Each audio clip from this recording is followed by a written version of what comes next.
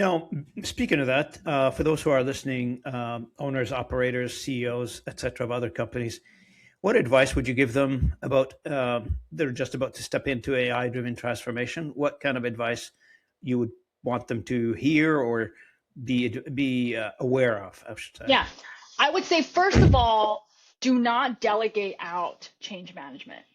Do not hire a chief AI officer. Those don't exist. Like, I'm sorry, they just don't.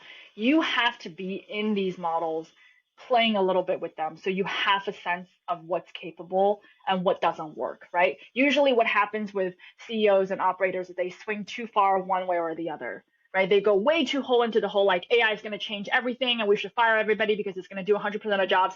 Or they're like, this thing is terrifying, it's never going to work in the career. Like, no, like, find the, like, your job is to assess risk because you're the one who knows how to do that and the buck stops with you. So find the best way to assess risk and learn enough just so you're able to do that. That's like the number one thing, is thinking about that. And the other thing is what I've suggested is, like, watch out for the areas where there's problems, right? There's change management. There is, are you measuring it the right way? Are you measuring it beyond just cost benefit in terms of finances? Because there's other ways, to qualitative ways to measure rate of change, take rate in the company, employee feedback and enthusiasm. Those things are important. And the last thing is making sure that you understand, like, the learner's approach. You have to understand that, like, AI is complex and you will have different clock speeds in the company that you would have to control. So not everything has to move or can move at the same speed. If you can just have a few things, not a transformative project, but like a couple of experiments, maybe one big project, and doing it and learning and iterating with it, then you will go a lot further than people who spend a lot of time in PowerPoints and spend a lot of time controlling it. So those are my, like, sort of very practical advice. Play with it yourself, figure out what metrics you actually care about and are looking at, and making sure that you have a few projects going on that you can ship quickly versus waiting on something super transformative or controlling it so tightly that nothing innovative actually gets done.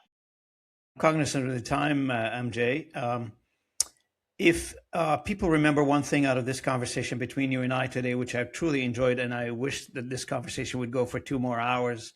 I love talking about that stuff. What should that key points you want them to remember?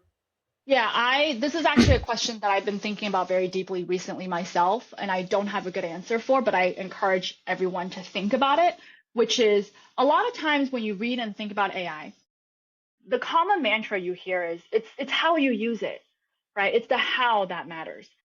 I don't think it's that simple. I mean, yeah, and to some extent it is how, but who decides the how?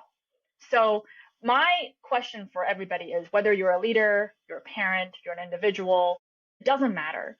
You as an individual have to decide how you're going to use it in a way that makes you better and not just makes the AI better.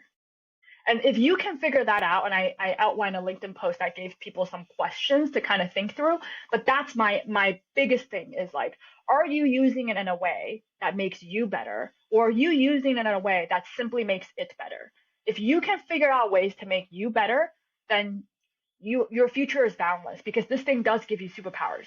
But if you're using it in a way that's all you're doing is making it better and making you lazier, I think you're taking a shortcut now at the expense of things that are really important long term, that drive meaning in our lives, and you won't know how to get those.